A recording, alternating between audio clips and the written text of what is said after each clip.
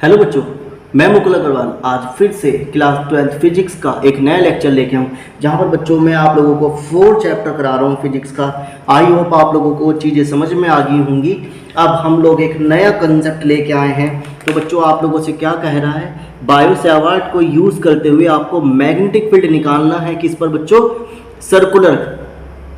Circular current carrying loop. आपके पास एक loop है, एक रिंग है, ठीक है बच्चों।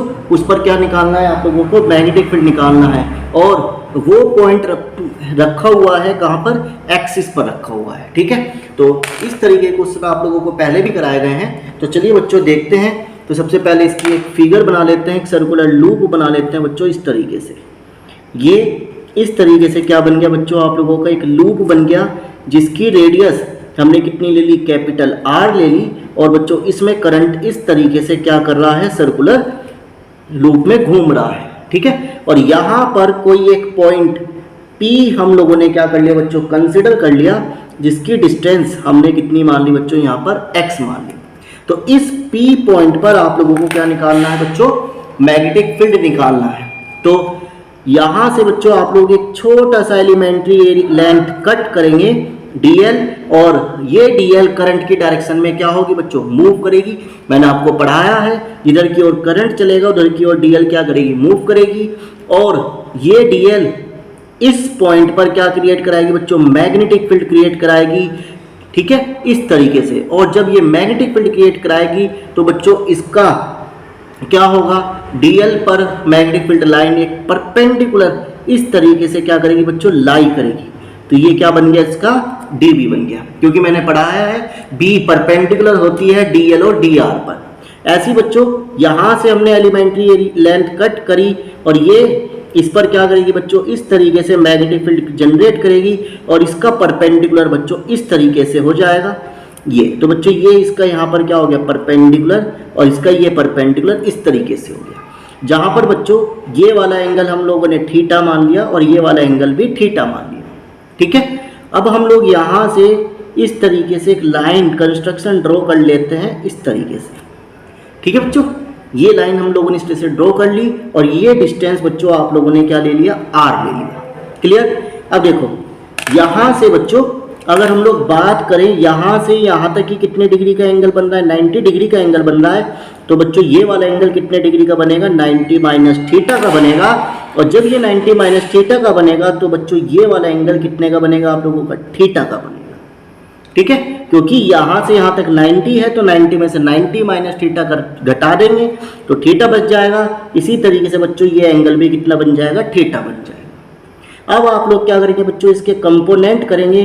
तो बच्चों इधर की ओर क्या हो जाएगा? dB साइन थीटा हो जाएगा और पीछे की ओर हो जाएगा dB कोस थीटा, क्योंकि जिस लाइन से थीटा टच होता है बच्चों उस पर कोस थीटा।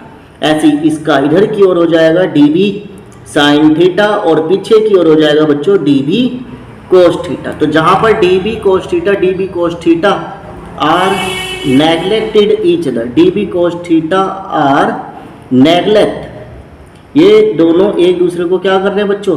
नेग्लेक्ट कर रहे हैं, एक दूसरे को अलग काट रहे हैं। तो टोटल नेट मैग्नेटिक फील्ड कितना बचेगा बच्चों आप लोगों के पास? B नेट कितना बचेगा? dB साइन थीटा बचेगा, ठीक है, जो इधर की ओर क्या हो जाएगा? ऐड हो जाएगा, क्लियर है। ये चीज आ गई। अब बच्चों dB की वैल्यू फॉर्मूला क्या होता है? म्यू नॉट अपॉन 4 पाई IDL upon r square sine theta. और थीटा कितना है बच्चों? 90 डिग्री, और ये साइन थीटा ऐसा का ऐसा। बचा क्या? म्यू नॉट अपॉन 4 पाई IDL अपॉन r स्क्वायर, ये 1 हो गया, और यहाँ बचा साइन थीटा, ये B नेट चल रहा है, ठीक है। तो इतना मैग्नेटिक फील्ड बच्चों इस पर क्या होगा? यहाँ पर जनरेट होगा। अब हमें क्या करना है? इसे सॉल्व करना है बच्चों। तो चलिए सॉल्व करते हैं। तो यहाँ से सबसे पहले आप लोगों को साइन थीटा की वैल्यू निकालनी है। तो सबसे पहले हम लोग एक ट्राइंगल बना लेंगे जहाँ पर थीटा, ये x, ये r, ये स्मॉल r। तो जहाँ पर बच्चों साइन थीटा क्या होगा? Perpendicular upon hypotenuse. तो परपेंडिकुलर कितना बच्चों? r, और हाइपोटेनियस कितनी है बच्चों? स्मॉल r, ठीक है। ये चीज़। अब ये वैल्यू उठा के यहाँ रख लेंगे हम लोग, mu naught upon 4 pi I R square D L, और ये बन गया आर अपॉन आर। क्लियर है बच्चों इतनी बात? अब आपने क्या करना है, इसका इंटीग्रल करना है। तो जो चीज़ कांस्टेंट है वो बाहर ले लेंगे, mu naught I are constant है, नीचे से 4 पाई आर क्यूब कांस्टेंट है, डीएल ऐसा का ऐसा रह गया, और इसका क्या कर देंगे, इंटीग्रल कर देंगे, क्योंकि छोटा छोटा एलिमेंट बन के ही क्या बनेगा, एक सर्कुलर लूप बनेगा। अब बच्चों डीएल का इंटीग्रल कितना होगा, mu naught I R as it is, 4 pi R cube as it is, और डीएल का इंटीग्रल होगा बच्चों 2 पाई आर, कैपिटल आर, क्योंकि रेडियस कितनी है इसकी, कैपिटल आर है। ठीक है बच्चों, ये चीज आ गई। आई होप ये चीज यहां पर क्लियर होगी। अब यहां पे देखो 2 से 4 कट गया, पाई से पाई कट गया, बचा क्या, mu naught I are square, और नीचे बच गया बच्चों आप लोगों का 2r का क्यूब। तो बच्चों इतना बी नेट आप लोगों का उस पॉइंट पर क्या होगा, लाई करेगा, बचेगा।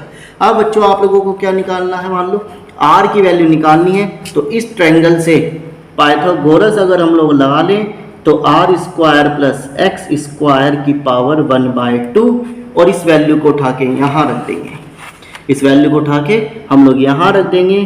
तो B net is equal to mu naught I 2r square as it is, और r की वैल्यू कितनी हो जाएगी बच्चों, r square plus x square 3/2 tesla. ठीक है, तो इतना नेट मैग्नेटिक फील्ड बच्चों आप लोगों का सर्कुलर लूप पर एक्सिस पॉइंट पर लाई करता है। ये वेरी इंपॉर्टेंट फॉर्मूला है, याद रखेंगे, इसका इस्तेमाल हम लोग डायरेक्ट डेरिवेशन में करेंगे।